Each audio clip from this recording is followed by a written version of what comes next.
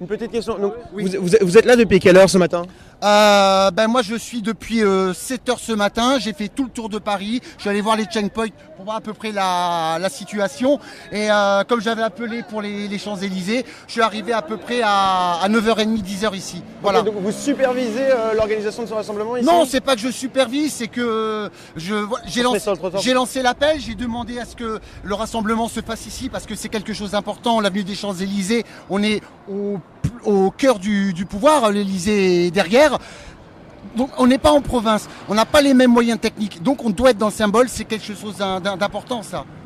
C'est quoi exactement? Pourquoi vous êtes là? C'est vraiment pour la hausse du carburant ou c'est un ras-le-bol général? Alors, la hausse du carburant, ça a été la goutte d'essence qui a fait déborder le vase. Tout le monde le sait. Mais derrière ça, qu'est-ce qui est dénoncé? C'est le matraquage fiscal que nous impose Emmanuel Macron depuis très longtemps, depuis son arrivée au pouvoir finalement. Et le problème des gens, c'est que payer des impôts, oui, mais c'est un retour sur le pouvoir d'achat. Or, il n'y a pas de retour sur le pouvoir d'achat aujourd'hui. Et ça, les gens ne la mettent plus. Alors, les retraites, elles diminuent, on le sait, les cotisations sociales, elles augmentent, on a retiré l'ISF, maintenant, c'est le carburant, c'est que ça.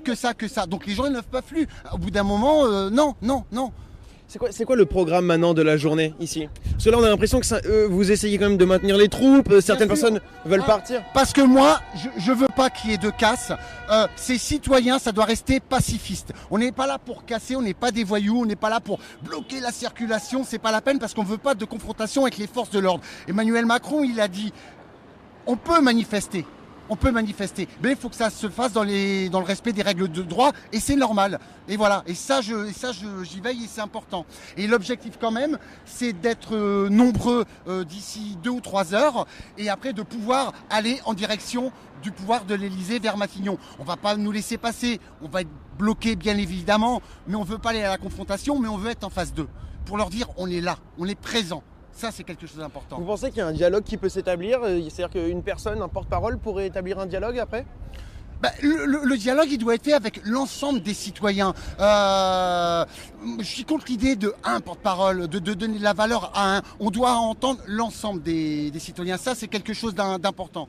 Bon, on va pas être reçu là à l'Élysée certainement, mais par contre, ce qui serait, moi je dis qu'il y aurait un geste formidable s'il y a un responsable qui vient de notre rencontre pour en discuter, pour la symbolique, Vous pensez que pour c'est montrer possible? qu'on est allé. Je ne sais pas. Mais s'ils étaient intelligents, ils le feraient. Ils enverraient quelqu'un de manière pacifiste pour la symbolique, pour discuter, pour dire vous êtes là, nous on est là, et on vous écoute et on envoie quelqu'un. Bien sûr. Qu'est-ce que nous ce matin on était sur le boulevard périphérique, on a pu voir de nombreux blocages. Oui. Qu'est-ce que vous pensez du coup de ces blocages? Les blocages, c'est normal, ils ont été annoncés de toute façon. Il y en a eu à la porte de Bercy depuis 2 heures ce matin. Les VTC y étaient. Ils vont d'ailleurs se regrouper à la Bastille à 14 heures. Donc c'est important qu'il y ait des blocages. Mais de toute façon, les blocages, ils doivent se faire dans la mesure et sans casse. Ils doivent se faire proprement. Il faut bloquer intelligemment. Ça, c'est quelque chose d'important. Bon, malheureusement, il y a eu un mort, c'est dramatique. Ouais. Il y a eu un policier qui est blessé, c'est dramatique. Mais c'est pas parce que tout n'a pas été déclaré qu'il s'est passé ce qui s'est passé. Ça, c'est un malheureux concours de circonstances et je trouve ça triste. Depuis tout à l'heure, il y a de nombreux véhicules qui passent, qui klaxonnent. Vous vous sentez soutenu là sur les Champs-Élysées? De toute façon, c'est pas compliqué. Les gens klaxonnent, on est soutenus. Les policiers sont là, nous embêtent pas pour l'instant. Donc c'est-à-dire que moralement, il y a de la retenue. Et je précise d'ailleurs que Police EFO à Paris avait appelé à ne pas mettre de PV. Donc on est soutenu. Et plus de 70% des Français soutiennent les Gilets jaunes. L'action des Gilets jaunes qui est de dénoncer. Donc c'est un mouvement solidaire et vous pensez que vous pouvez aller plus loin, que c'est que le début. Tout à l'heure c'est ce que vous disiez, je vous entendais. C'est le début ce qui se passe, exactement. Les choses, elles ne commencent à se mettre en place que maintenant. Parce que c'est ce que vous disiez, on n'est pas beaucoup, mais c'est pas grave si on est beaucoup ou pas beaucoup. C'est que le début d'un plus grand mouvement. Voilà, exactement. Mais la journée, elle ne fait que commencer.